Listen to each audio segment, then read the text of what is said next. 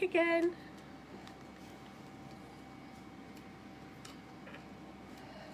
I've got a cold. Hi, and it's Jackie Jones back again with my 3-hour show, State of Mind, 12 o'clock till 3 on a Saturday. And I just wanted, I don't know whether this is going to make any sense or not, but I just wanted to say that you might have to listen to us on Tinternet at 102.8 Chorley FM if you're not local. But if you're not local, you're not going to hear us to say that you need to listen on the internet, if that makes sense. So because it is a local radio station, you might be passing through Chorley and thinking, what the dickens is she talking about? But if you do want to listen to us regularly, you can do that. You just go on the internet and type in 102.8 Chorley FM, and whoever's on live at that time will pop up. There's loads of brilliant people on this station that all do it volunteering. There's coming up after me, I have Tim Fernandez that does a bit of house stuff. And there's all sorts. There's country music, there's rock, there's anything you can imagine, and it will be on Chorley FM, so you can have a look and see what we've got. So what I want to do now is to just read an extract from a book, and it's called Supercoach. It's by a chap called Michael Neal, who I spoke about earlier, that I just think he's brilliant. He's just reached 1 million views on one of his TED Talks, which is, I think it's called Why Aren't We Awesomer, which I think is a brilliant title. So go over on YouTube and just check him out if you want to. I'm not advertising anything other than the fact that I like his work. So I'm going to read this section of his book, and then maybe we can discuss afterwards. Okay, so here we go. It's called Going Upstream, and it says, a man was walking through a dark forest when he came to the bank of a huge river. As he marvelled at the beauty and grandeur of the river, his attention was caught by something that sounded like a cry for help. Sure enough, he noticed someone drowning in the flow of the river, and he immediately waded in to rescue them. Susan's making faces. The person he rescued was, of course, deeply grateful, and the man basked in the feeling of having contributed to life until he heard another cry for help, and once again waded into the river and saved someone from drowning. Each time he heard a cry for help, he waded in. Each time he saved someone, his good feeling was interrupted by another cry for help. After a time, he grew lonely in his endeavour, and he recruited some of those who could help him rescue the seemingly endless supply of people who were drowning in the flow of the river.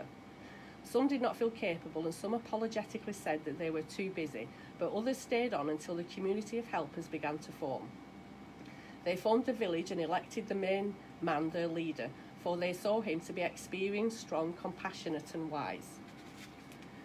And even though there were many of the people drowning in the river than they could ever possibly save, they did their best with one and all. Then one day, to the shock and horror of his followers, the man threw up his hands in the air and exclaimed, "I've had enough of this. There are too many people drowning and not enough of us to help save them." And without even a backward glance, he turned his back on the river and walked away.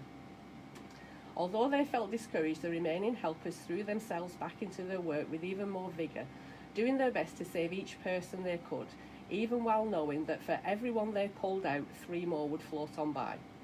"Made a difference to that one," they would say, reminding themselves of the woman who spent her days throwing starfish back into the ocean that had washed up on the shore.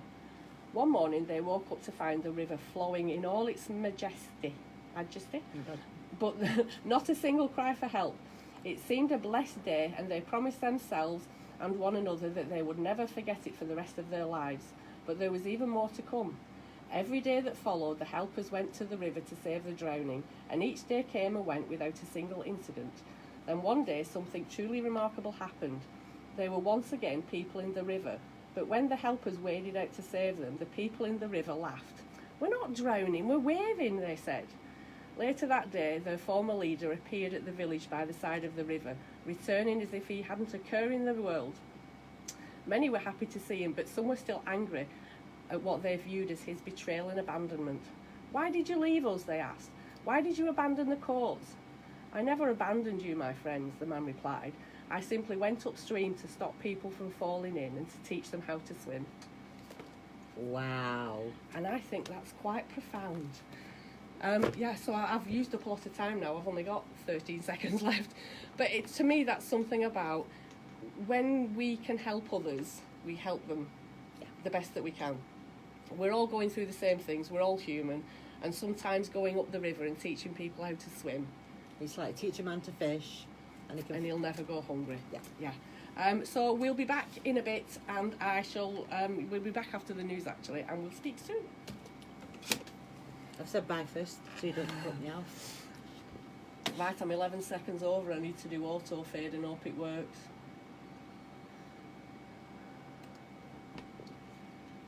You're not supposed to do that. I know. See what he does?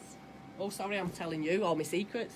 If Eric sees this, he'll shout at me because I was waffling on for too long. I was 11 seconds over, so you have to push a button and then it sorts everything out. Because it's all very technical. So yeah, what did you think of that? What did I think of it? Well, my first thought were, instead of asking volunteers, why don't the people he helped help the others? Well, he would have had more than enough people to help. That speaks volumes, because when we do help somebody, I firmly believe in pay it forward. Exactly. I don't know, there was a film on that and it was brilliant. Yeah, there was. Yeah. And that's my mentality. That's one of the reasons why I set up this, state of mind and started volunteering, is because if I can help somebody, and do something good out there in the world, then I'm all for that. Sounds a bit evangelical, but it's not but the how thing I mean is, it to be. You don't need to do anything massive to do that. To make a difference. No. Sometimes walking down the street and just saying hi to somebody and carry on walking. I know a lot of people have said, how are you? And wish they hadn't. But sometimes just a hi or good morning and carry on can really brighten somebody's day, and that is free. Don't take any of your time. We were doing something on being lonely last week, I think it was, with Pippa, and that was the same thing. We were talking about just connecting, and it's making that connection with people. So we shall go, and we shall be back in the next hour with whatever comes to mind and what we want to talk about.